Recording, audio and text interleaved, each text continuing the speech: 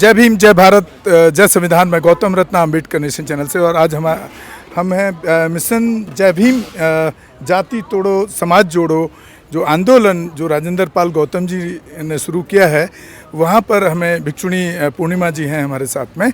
तो उनसे कुछ धर्म से रिलेटेड मैं समझता हूँ कि सवाल करना ज़्यादा बेहतर होगा।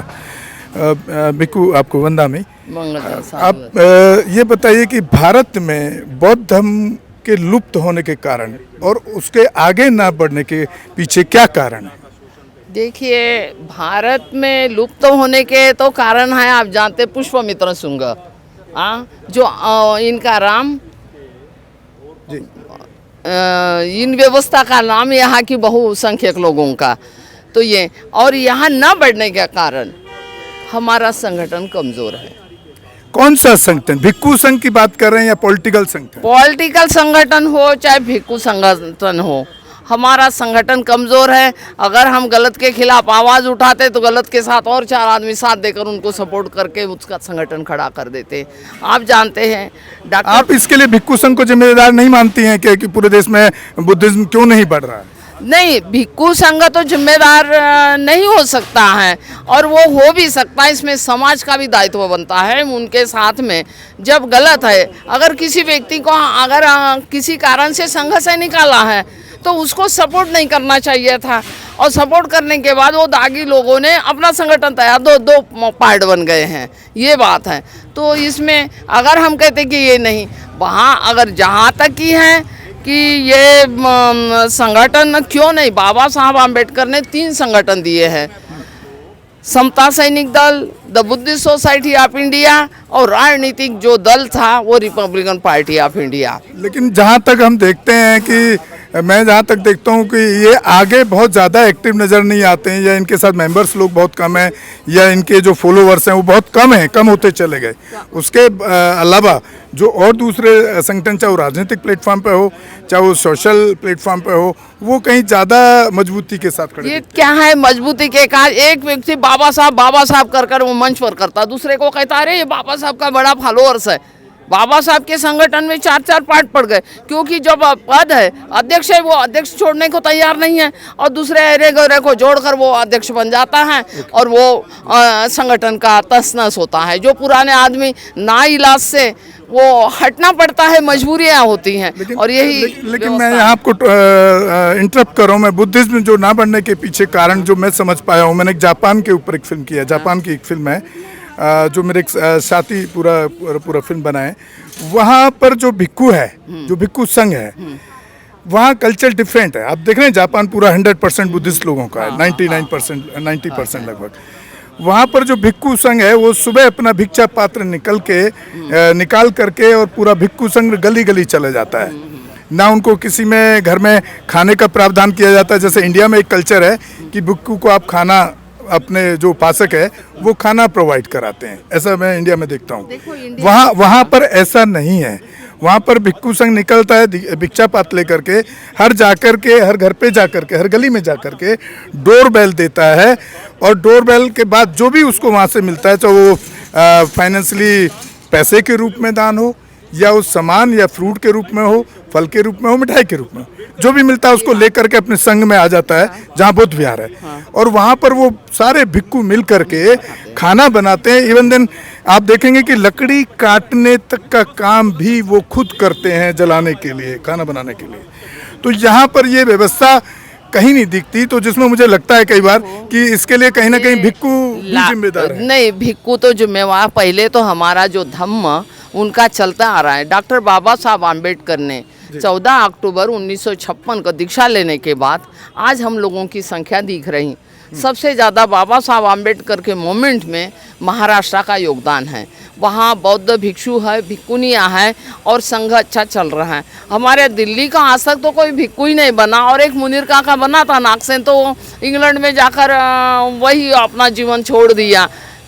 तो ये है आज दिल्ली, जितने भी दिल्ली में लोग हैं बाबा साहब को मानने वाले, उनमें से ना कोई लड़की आती, ना लड़का आता, ना कोई आते। जितने भी दिल्ली में बौद्ध भिक्षु है ये सब बाहर के आए हैं। और मैं भी महाराष्ट्र से आकर यहाँ डॉक्टर ज्ञान रतन बनते थे, PhD थे, उन्होंने सारा जीवन यहाँ एजुकेशन के लेने के बावजूद भी यही धम्म का कार्य किया।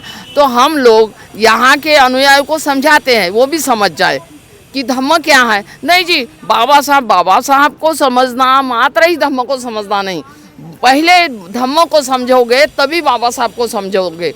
बाबा साहब ने संविधान दिया, संविधान पंचशील का पार्ट है, विनय का पार्ट है, बुद्ध धम्म का पार्ट है। और आप ये नहीं मानते, अंधविश्वास में चले जाते। लोग बोलते हम पुराने से, जब पुराने से आपको पता है संविधान के पहले हमारे समाज की स्थिति, देश भर की स्थिति यही थी, खाने के लिए रोटी नहीं थी, तन पर कपड़ा नहीं, छत पर झोपड़ा नहीं था। हाँ, तो ये स्थिति तन का झोपड़ा तक नहीं मिलता था सर छुपाने के लिए। आज कहते परंपरा चलती आ रही हैं।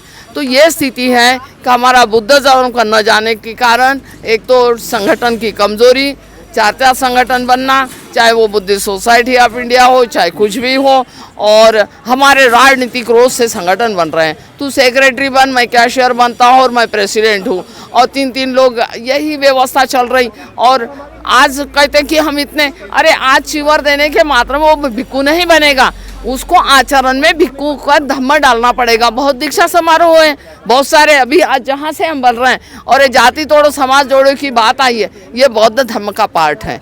क्योंकि हम जाति नहीं चाहती, जाति पशुओं में होती है, आदमी में, मनुष्य में जाति नहीं होती। यहाँ समता और समानता, स्त्री और पुरुष दोनों बराबर है। तो राजेंद्र पाल गौतम के साथ हमने धम्म का काम किया है। ये समता सैनिक दल के साथ में हम लोग रहें, चाहे वो राजस्थान हो, चाहे कमांडर थे, सिपाही थे, उस जमाने से हम आज तक हैं। तो ये क्या है, धम्म जाने के लिए और धम्म की व्यवस्था समझने के लिए आचरण पर ही लाना पड़ेगा। नहीं तो हम इधर भी जाते उधर भी जाते, समझौता सप्तपदी से करते हो, ब्राह्मणवाद से समझौता करते, ऐसा नहीं होगा। प्योर ही अगर बुद्धिज्म को मानना है, आप किसी को भी मानो, पर पंचशील का पालन जरूर करना है। गृहस्थों को शराब नहीं पीना, व्यभिचार नहीं करना, चोरी नहीं करना, चुगली नहीं करना, नशीले चीज का सेवन नहीं करना, यही बौद्ध धर्म का पाठ है। उस पे चलोगे आपका देश सुखी रहेगा, संसार के लोग सुखी रहेंगे। तो साथियों, आप सुन रहे थे भिक्षुणी पूर्णिमा जी को, जिन्होंने अभी पंचशील का आपको पंचशील का सार भी बताया कि पंचशील पे आप चलोगे तभी आपको समझिए कि आप बुद्धिज्म की बात कर सकते हैं, या बुद्धिज्म आप बुद्धिस्ट कह सकते हैं। अगर पंचशील पे नहीं चलते हैं तो बुद्धिज्म का कोई मतलब नहीं रह जाता है। आप कहीं ना कहीं उस हिंदुज्म और उस ब्राह्मणवादी, उस मनुवादी मानसिकता के आप भी शिकार हैं। 22 प्रतिज्ञा बाबा साहब ने दिया, ये भी महत्वपूर्ण है कि पंचशील तो हाँ दिया है, पर 22 प्रतिज्ञा क्योंकि बॉन्ड लगाया है कि हम गौरी गणपति को भगवान नहीं मानेंगे, हम राम कृष्णा को भगवान नहीं मानेंगे, हम बुद्ध को विष्णु का अवतार नहीं समझेंगे, और हम किसी भी हिंदू धर्म के भिक्षु पूर्णिमा जी, यहाँ 22 प्रतिज्ञाओं की बात कर रही हैं, जो हम अपने चैनल पे हमेशा बीच बीच में पूरा एक एपिसोड 22 प्रतिज्ञाओं पे बीच बीच में बनाते हैं। और आप हमारे चैनल पे अब लगभग डेली आप संविधान भी हम अपने चैनल पे लाना शुरू कर चुके हैं। तो प्लीज़ आप देखिए चैनल अम्बेडकर नेशन, और शेयर और सब्सक्राइब करें ज़्यादा से ज़्यादा, ताकि बाबा साहब भीमराव अम्बेडकर और बहुजन की विचारधारा को हम पूरे देश में हर घर घर तक पहुँचा पाएँ। जय भीम, जय संविधान। गौतम रत्न अम्बेडकर से धन्यवाद। जय भीम। रोको मत, हमें टोको मत, हमें आगे बढ़ते जाना है।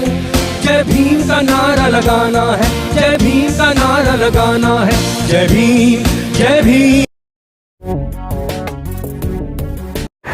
मैं गौतम रत्ना आपका बहुजन फिल्म प्रोडक्शन में स्वागत करता हूं, और आप हमारे प्रोडक्शन हाउस के अंदर अपना कैरियर बना सकते हैं as a film director, as a producer and actor and actress and editor and cinematographer also. अगर आपको फिल्म से रिलेटेड कुछ भी प्रोजेक्ट आपको बनवाना है तो हमारे पास में पूरा सेटअप है, जिसमें फिल्म कैमरा है, शूटिंग लाइट्स है और एडिटिंग है।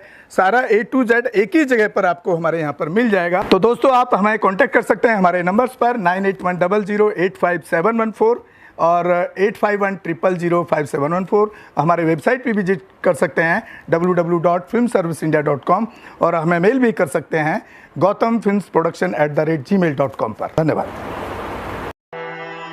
बुद्धं शरणं गच्छामि। बुद्धं। अंबेडकर नेशन चैनल आर्थिक समस्या से गुजर रहा है। अगर आप बहुजन समाज में बाबा साहेब अम्बेडकर और तथागत बुद्ध की विचारधारा को अधिक से अधिक लोगों तक पहुंचाना चाहते हैं तो हमें आर्थिक सहयोग प्रदान करें, ताकि हम अपने चैनल के माध्यम से देश विदेश में समता, बंधुता, एकता और संवैधानिक अधिकारों को ज्यादा से ज्यादा लोगों तक पहुंचा सकें। आप अपनी सहायता राशि नीचे लिखे खाते में जमा करा सकते हैं।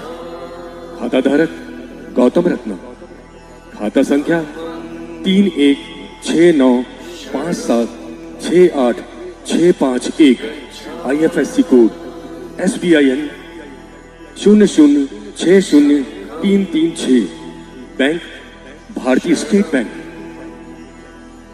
आप हमारे बैंक खाते का विवरण स्क्रीन पर भी देख सकते हैं।